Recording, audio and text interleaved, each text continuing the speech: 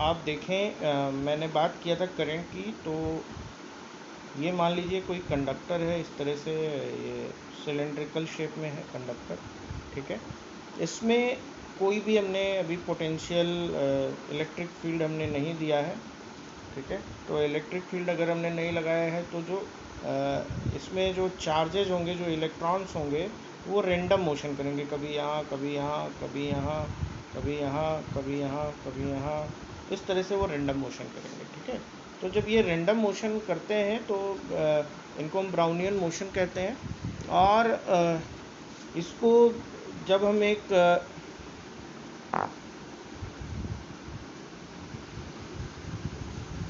ठीक है, और जब हम इसमें एक इलेक्ट्रिक फील्ड यहाँ पर लगा देते हैं, इस तरह से एक हमने इलेक्ट्रिक फील्ड लगा दिया, तो करंट की जो डायरेक्शन है वो तो जिधर से इलेक्ट्रॉन फ्लो होगा, यानी इलेक्ट्रॉन की जो डायरेक्शन होगी वो एक डायरेक्शन में, यानी नेगेटिव टू पॉजिटिव की तरफ मूव करने लगेगा।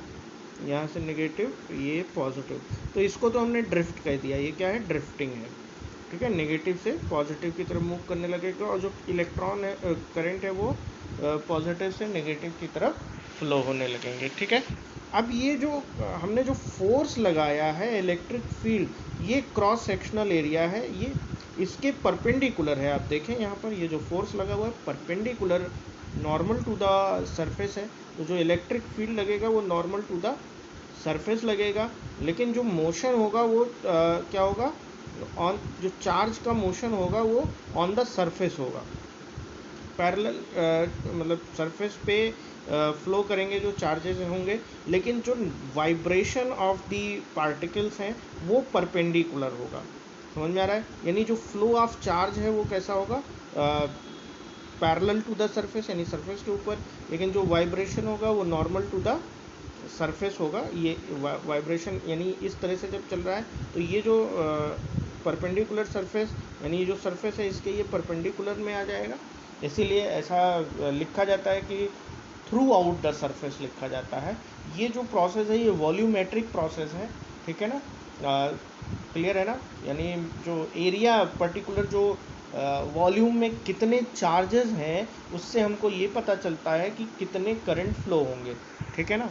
यानी अगर मैं बात करूं कि टोटल चार्ज, मान लीजिए फ्री इलेक्ट्रॉन्स, मान लीजिए कि फ्री इलेक्ट्रॉन्स जो हैं, फ्री इलेक्ट्रॉन्स यहाँ पर जो है वो n है, number of electrons per unit volume n है, ठीक है। तो टोटल चार्ज जो है, अगर पर्टिकुलर इलेक्ट्रॉन की बात करें इस पूरे डिस्टेंस में, यानी यहाँ से लेकर के ये जो कंडक्टर है इसमें, इसको हम dx डिस्टेंस अगर मान लेते हैं, तो कितना इलेक्ट्रॉन होगा वो कुछ इस तरह से हो जाएगा।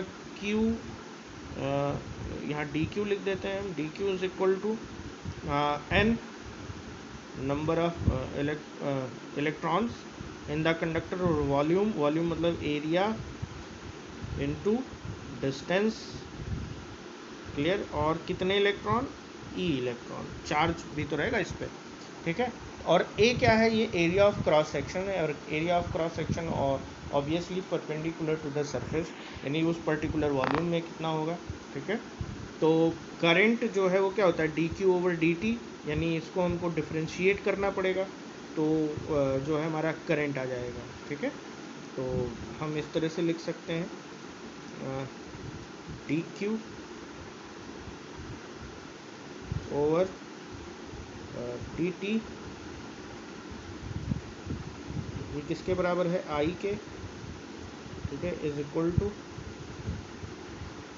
आई के बराबर है, is equal to n A e, और ये d x over d t हो जाएगा,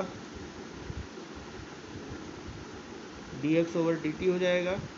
और इसको d x over d t distance है, यानी वॉल्यूम हो जाएगा, तो इसको हम लिख सकते हैं n e A and v d, this is drift velocity.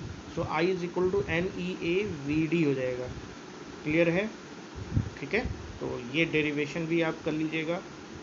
Free electrons जो है वो है, तो आपको इसका डेरिवेशन हम कल करेंगे, बट अभी आप यहाँ पर इसको लिख सकते हैं। Thank you.